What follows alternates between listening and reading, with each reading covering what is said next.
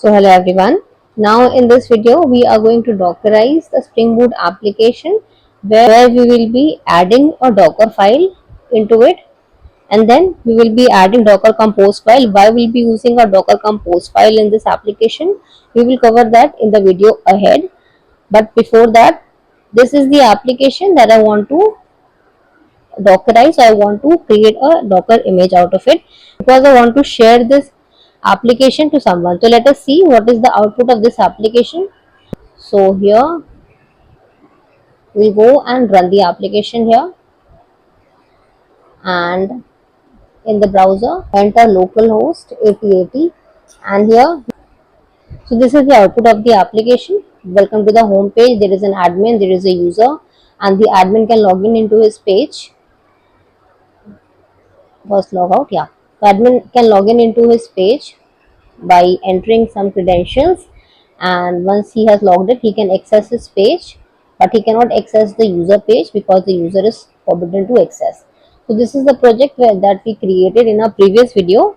If you have not seen the video, I'll add the link in the description. You can watch this video if you want to know how this application is created. So here I want to share this application to my colleague so that he can add a few things into it, but cannot share directly the application to my colleague because I have added a few dependencies into the project. As you can see, there are a few dependencies that we have added: this time weave dependency, web security, data JPA, dev tools, etc.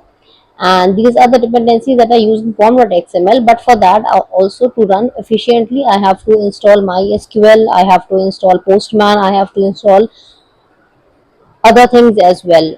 And sometimes the versions may not match, sometimes the variables may not match. So I want I create a Docker image and then I share that image to him so he can directly download the Docker image or pull that image into his system and work on it. So what we'll do, we'll embed a Docker file into it, and then we'll add a Docker Compose file. So what we'll do first, we'll first close the application here so that I can add the Docker image here. So to confirm the application has successfully shut down, we go back and refresh. So now we'll see that the site cannot be reached. Okay, the localhost has stopped. So what I'll do, I will have to add a few things first. So first of all, we will add a Docker file into it. So the Docker file will be created in the root of the application, not in any of the folder. So click on the project and click new file, and here we will add Docker file, just Docker file, and click enter. So this is the logo of Docker. So here we will be adding 3-4 lines here. So let's quickly add those lines.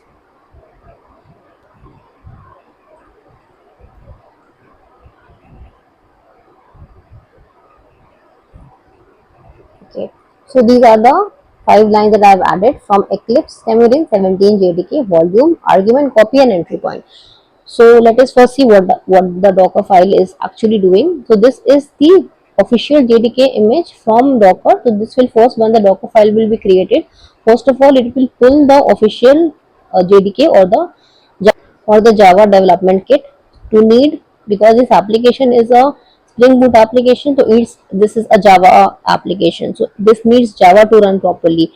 So this Docker file will first pull Java from the official JDK image Eclipse Xamarin. This is a stable image, so I have included this. JDK is ready, Java is ready. Then this will add a volume into it. The volume is to save the logs and save the data into the container. So this will help you to save the data. So even if your container is shut down, or if you delete the container, the data will remain. So this volume will save the data that you have in the, if you have added users, or if you have added something in your application, then this will be saved in volume.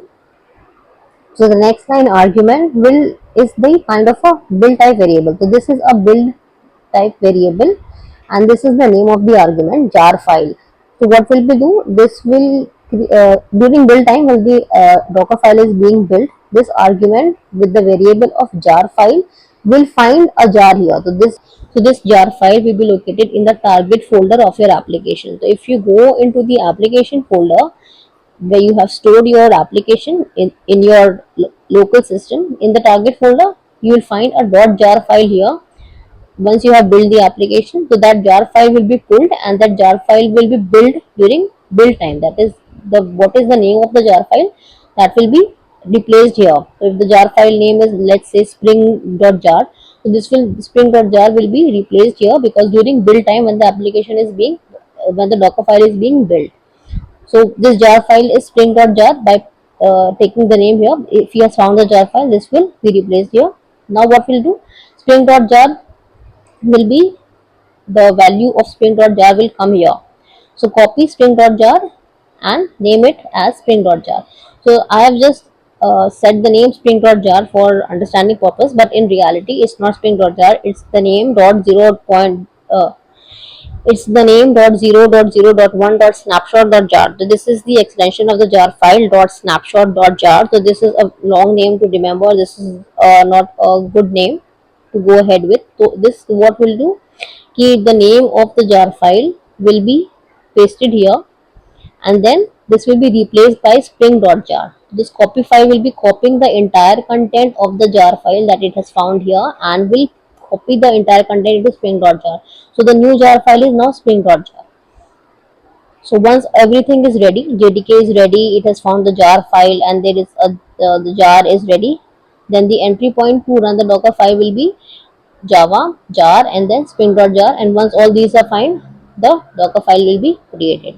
So this is a Docker file which is creating the image of the jar file that we have in that application. Okay, so we can build that. We can build this too.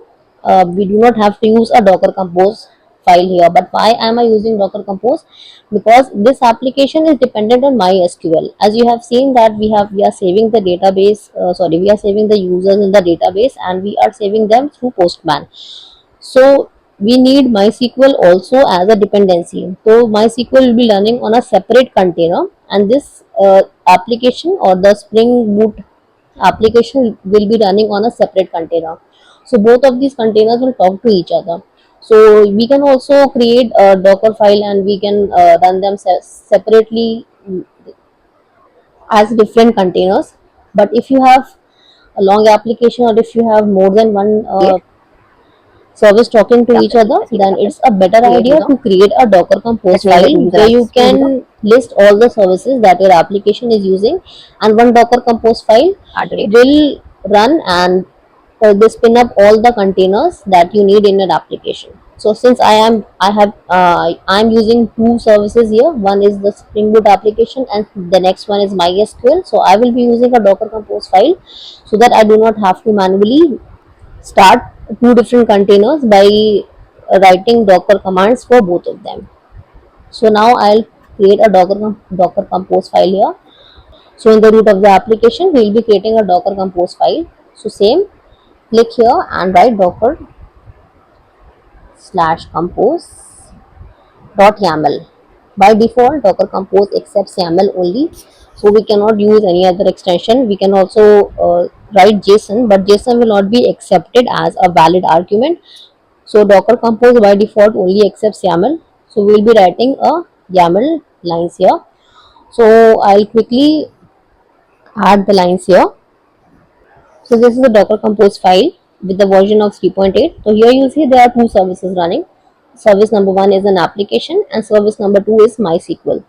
So these are two different containers. The first service is an application, and when that application is built, when that application is built, so app build, the container name will be Spring Boot application.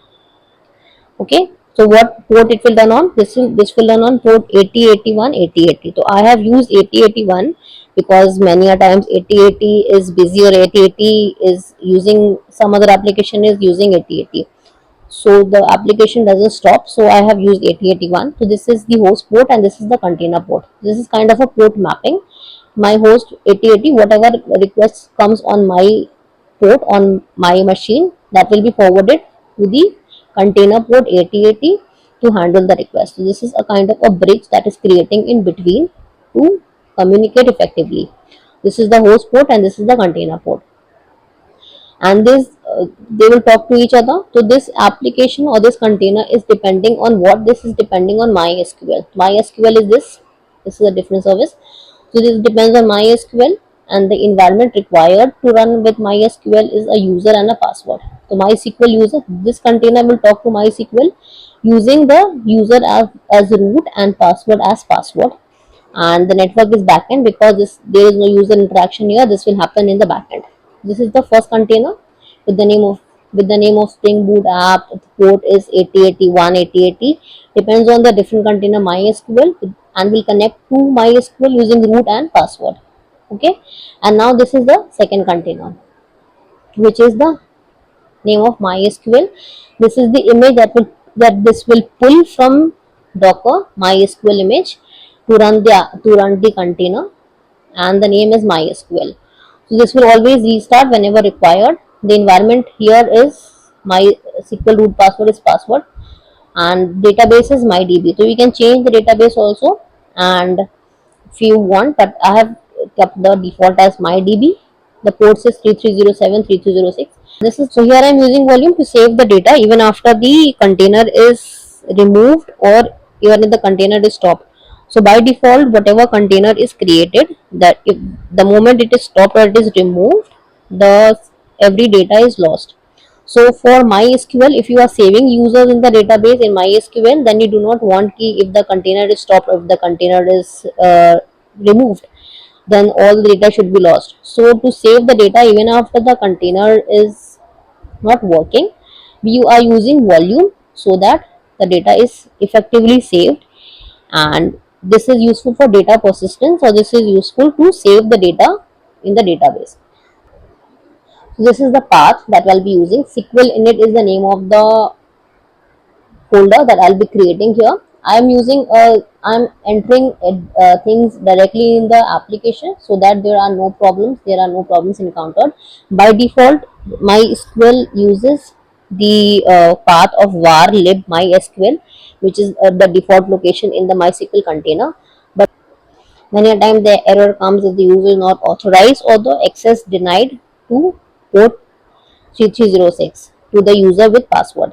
So to overcome this problem, I will be creating a volume directly here in the application itself, and will be granting access to a user so that no problem arises to access to so that no problem arises to access the MySQL container. So MySQL init will be a folder that will be creating here, and Docker entry point init, this is the name of the file that I'll be creating. Be adding a user here by granting all privileges to that user. This is also working in the backend. So this is the Docker Compose file, creating one container, creating a second container, one container with the name of Spring Boot app, another container with the name of MySQL, all or both of these ports, MySQL as 3306 and this is a 8080. This one depends on MySQL and will be connecting to MySQL using root and password. So here what we have seen that the database name is MyDB. So we have to change the database name in our application as well, because this will throw error, because it will see that the host database is different and the container database is different. So we have to rename the database here as well so that there are no problems arise. So here you will see this is the name of the database. So I'll remove all of this and I'll provide this exact name, which is MyDB, so that no differences arise. The host and the container have the same database name. And here too we have to remove localhost and add MySQL. Why? Because localhost means connecting to itself. So when we run on our own machine, what we do is that localhost connects to itself. So localhost 8080 means this is not connecting to some other machine. This is not connecting to anyone on the outside the internet. So this is connecting to itself. So localhost means connect to itself. So here in this application, we are not connecting to itself. We are trying to connect to MySQL. So we are connecting to a different container. So I will be using here MySQL, not localhost, so that the connection doesn't stop. Username and password will also change, but for that, before that, let's add the SQL init file and grant user a privilege to access the database. So first of all, we will be adding a folder here in the root of the directory. So this is the folder icon. Click. So this is the MySQL init folder, and here I'll add a file named as init.isql, sorry, init.sql, and this is initialization.sql, which will grant a user. So I'll be creating a user here. So create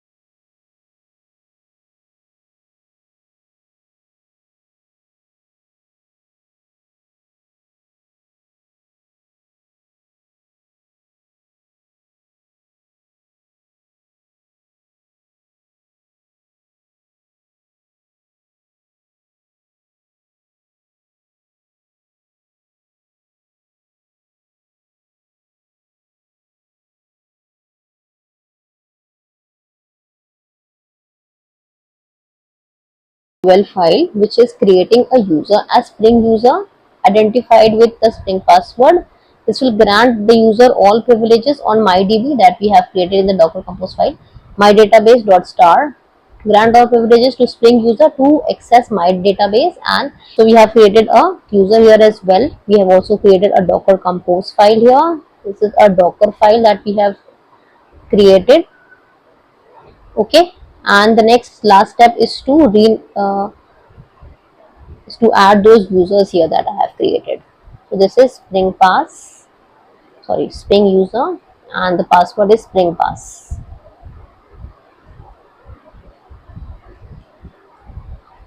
Okay, and save. Okay, to add one more line here, Spring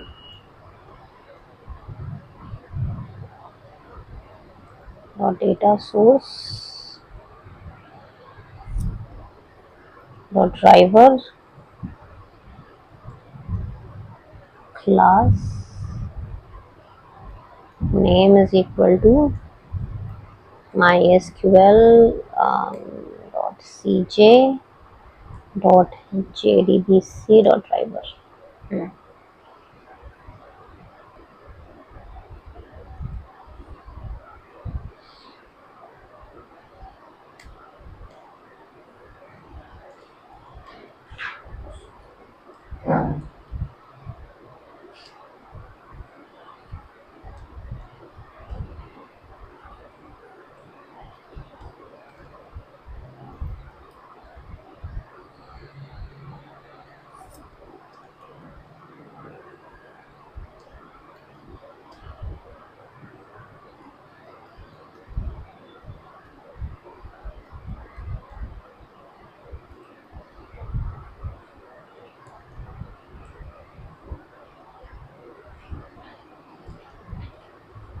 This is the application properties, updated the database, added the name that we have added here, MySQL init file. We created a user Spring user with password as Spring password. So we will update this here as well, Spring user and Spring password. This will show us the SQL as true and the dialect as and the Hibernate dialect. So we have added all the things that we need to add: a Docker file, a Docker Compose file, init.sql, and updated all the same in application or properties. So what we'll do now, we will be building the project. So we'll not run this project in the IDE. We will use the terminal to do this. Navigate to the project folder here, and here we will be building the project. So to build the project, we will add dot slash mvnw clean package. If there are any issue,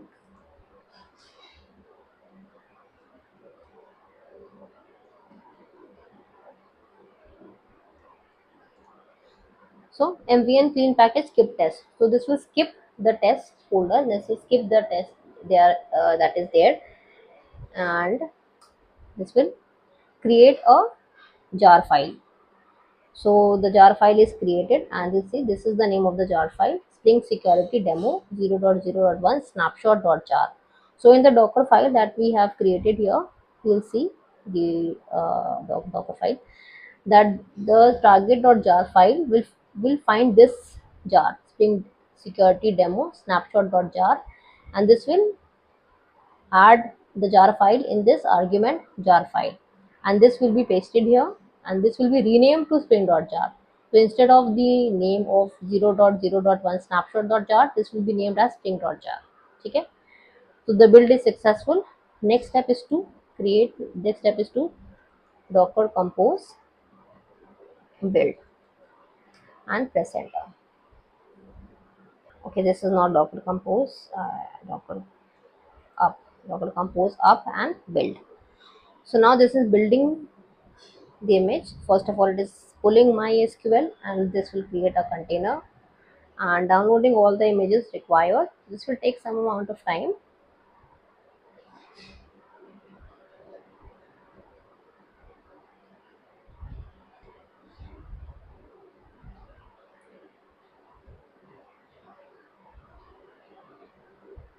So once it is built, argument name cannot be blank, Java jar file here.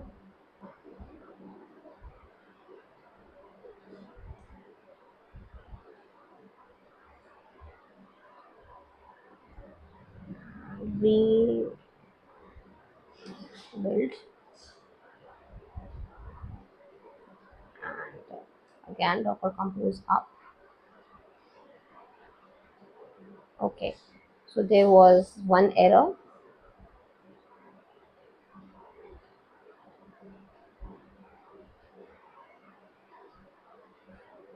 So this has started, and the error was here is that I forgot to add a slash here.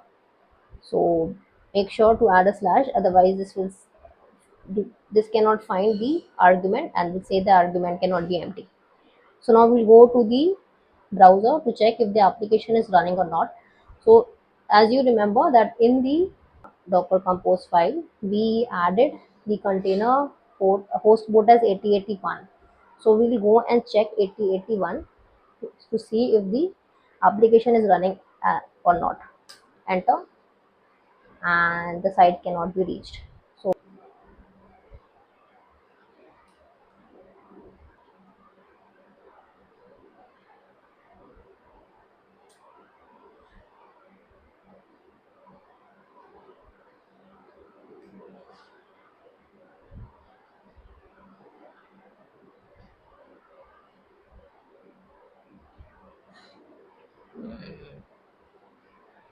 and now the application is running. We'll go to localhost 8081 and check. So you'll see the application is up and running. So here what we'll do, we'll try and enter the user ID and password we had in our previous application. So this will not work because this is not running in our local machine. So for that we will be creating users through Postman. So first go to to home page, and in Postman we'll come and post request, enter localhost slash 8081 slash register, and in the body section draw JSON. We will be adding username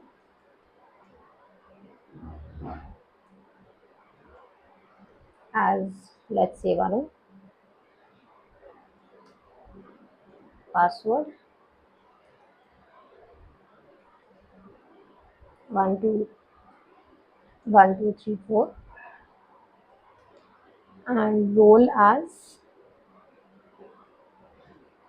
let's say, admin. Okay, and try and run this if this works or not. So this is working and the admin is created.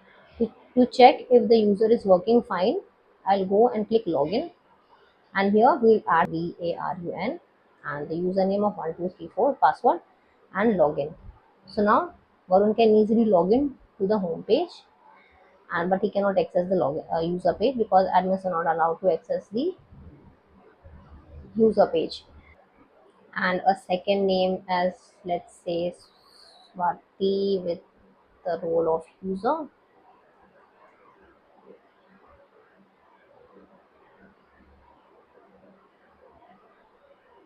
and send.